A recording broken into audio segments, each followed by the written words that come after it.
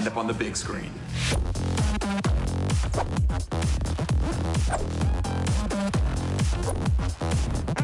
All right, Courage. Let's go to the kitchen. Let's get ourselves some food. What we got? Some garlic bread. Is that chicken parmesan? Oh my God! It's chicken parm! Yes! You okay? Do I need to put this one back? Bro, they put garlic bread in for me. You think I'm not gonna get 3 pieces? Come on.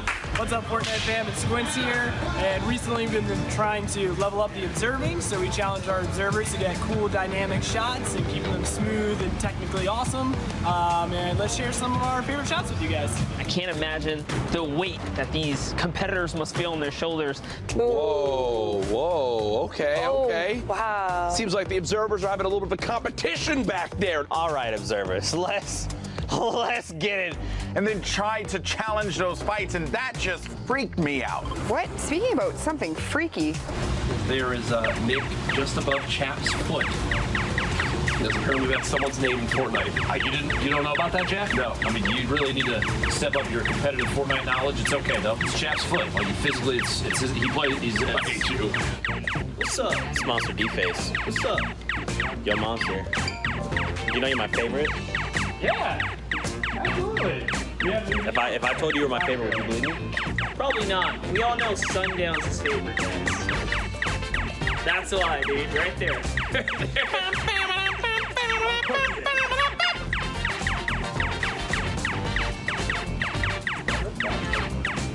What? It messes me up.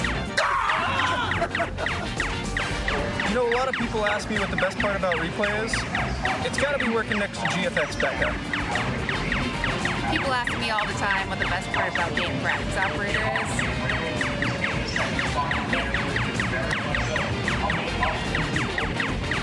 Someone here specifically that keeps the ball rolling no matter what happens, and his name is Jordan.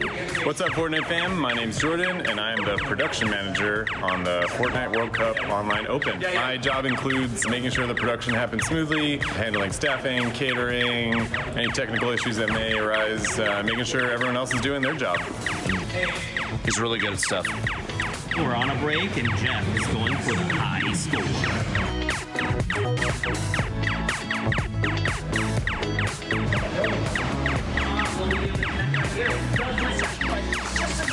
Oh my God. That's really special. Not for you. I don't know if you realize it's completely uncontested. It's over. Week 9's done. Goodbye.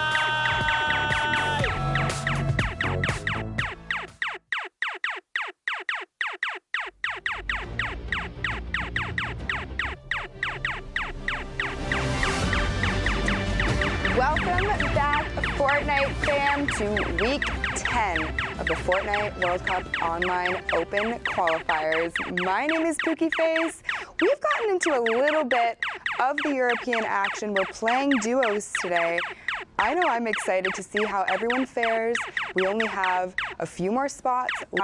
So without further ado, I want to get into more games, but in order to do that, I need some casters. I got Zeke. I got Bala. Boys, take it away.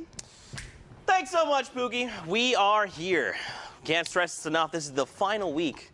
This is it, Week 10, the final opportunity, the final chance for players to earn a spot in the World Cup Finals in New York City.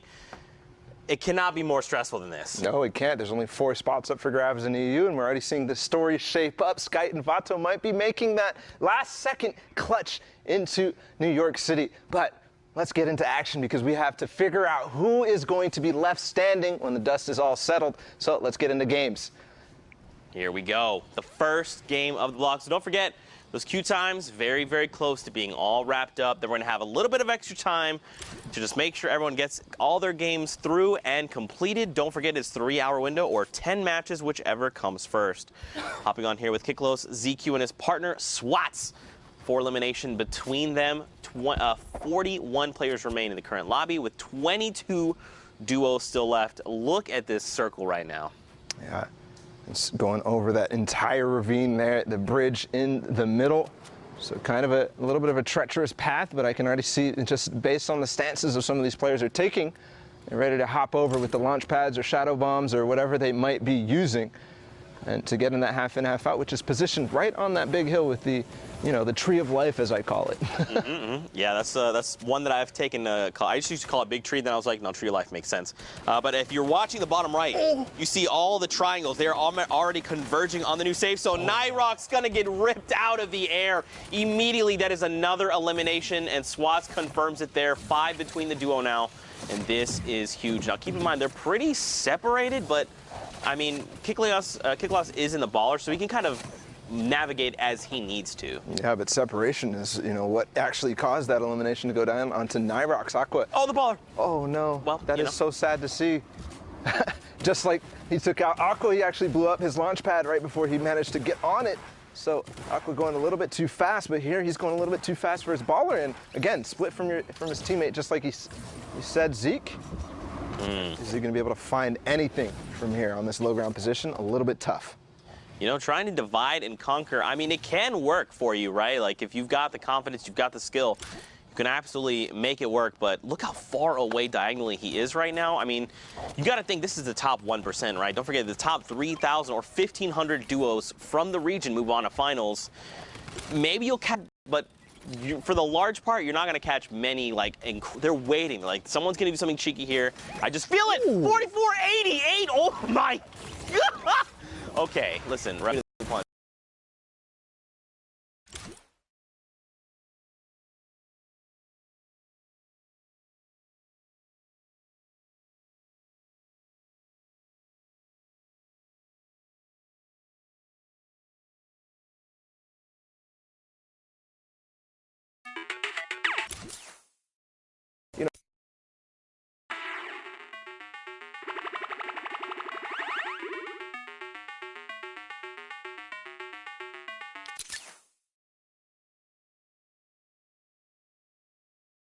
The RPG coming in.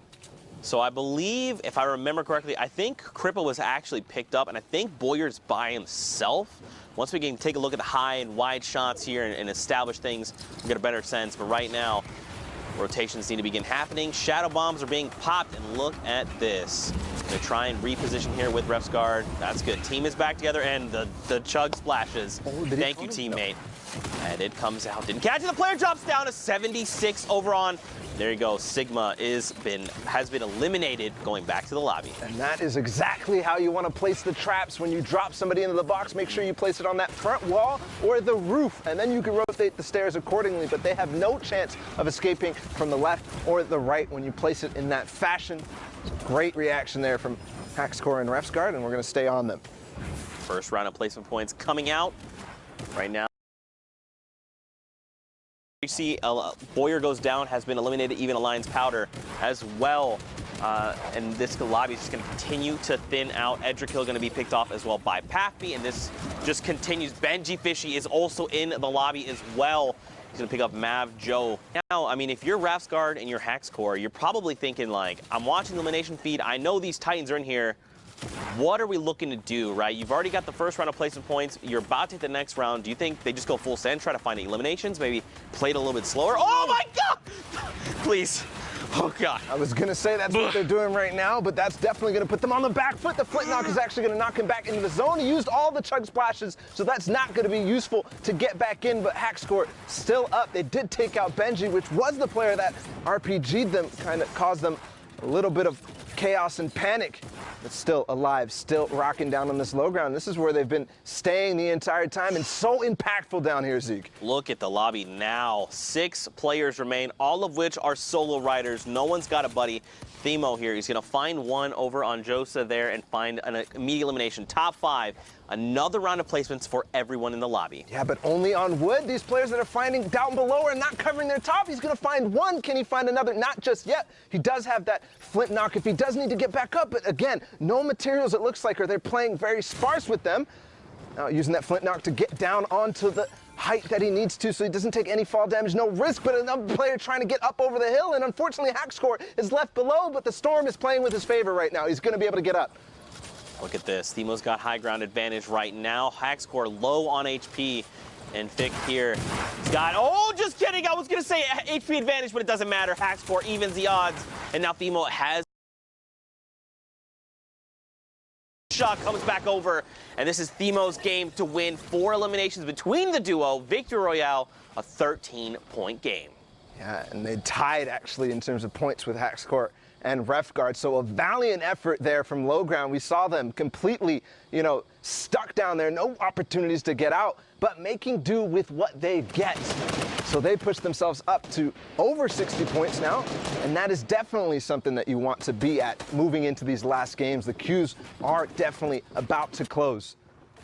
There we go. We got another game, of course, more Fortnite action to be had near Happy Hamlet right now. Storm Circle 5. Don't forget, if you're new to Fortnite, the way we've been running the qualifiers, we hop into the Storm Circle 4, 5, sometimes even 6, getting right in the action, skipping past the looting, the drops, all of it, jumping right into all of the action to be had. I think we should probably refresh people on the format just in case.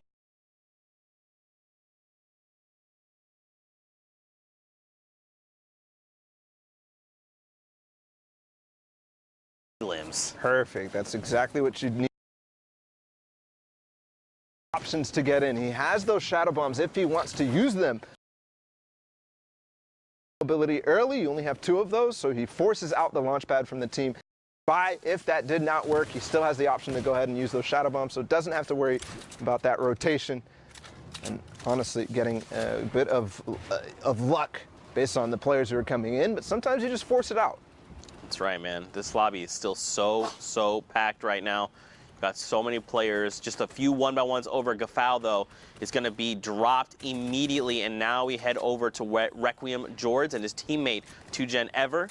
They're trying to isolate this player. So this is the one we saw go down, and now they're just hunting, trying to make sure they can find this elimination as quickly as possible. I like the way they're navigating this, right? They're breaking 2 separate builds instead of just trying to bash through a single wall. Just making it more difficult. If you're on the inside, you're like, how, they're coming in from 2 different angles. How do we defend against this? They did get the revive off, Paula, but they still have a lot of pressure. On the same token, when you do go from 2 different angles, you also have to be careful because that's 2 more angles that they can use. Right. And that situation being box to box, face to face, 1 wall in between each other, and the stairs there kind of rotated the awkward way. Very difficult to kind of escape from that if they do manage to get that wall, if they do manage to get an angle on you. So deciding to back off, probably the healthy decision, especially as Zone 6 starts to move. We saw George here drop a few, potentially 1 shadow bomb for his duo partner Ever. And here we go. They're immediately popped. The rotations are going to come out. But again, this is a very dense lobby. 33 players currently remain, 19 of them being duo partners. They need to find more. You got to think, obviously you want to try and make placement. That's huge, but every extra elimination is going to make the difference on impacting that leaderboard. And I'm sure this is things they're thinking about, right? I'm just thinking aloud right now. Oh, perfect. Castery gets traded out there, trying to make a late rotation. Not today, friend, not today. What we saw earlier, I mean, they're only at 35 points in this game, but we saw Camo and Issa push them up in the leaderboards. They weren't in the top 10 last we looked, but those performances are the one that really push you, not just 1, 2 spaces, but really 5, 10, 20 even in some cases. That's right, and look up top, FaZe, Vorwin, and Atlantis Tux. They've got themselves the high ground advantage, which is huge. It's going to make a difference. Look at this. Someone trying to challenge, and immediately they say, we need to bail out. This is not the strategy. And Razny gets shredded. Like shooting fish in a barrel, comes right out of the sky, and the elimination is confirmed. And this is even with the changes to the combat shotgun, the effectiveness at range getting dropped a little bit, but Warren not doing anything, not worried about it at all. But here, Tux is going to be fighting for height. I think Warren, his teammate, needs to start pressuring and stop this. But oh my goodness, what a shot up above the builds. Tux is going to find that elimination. Now, height still going to be on Tux and Vorwin. He drops the player and gets some blue damage numbers. Remember, that's on shield. If it's white damage numbers, they've got no shield. Tux gonna okay! Poseidon! Juve just gets ripped as well. People are just being picked off left and right. More shots! I mean, at a certain point, Zeke, it's, do I even want to glide up there? But hold on, because somebody does go into zone and make a play for height, and that's going to be the signal for Tux and Vorwin to drop down. But as he says that, he's got a partner in crime going down. Nepsy cannot go.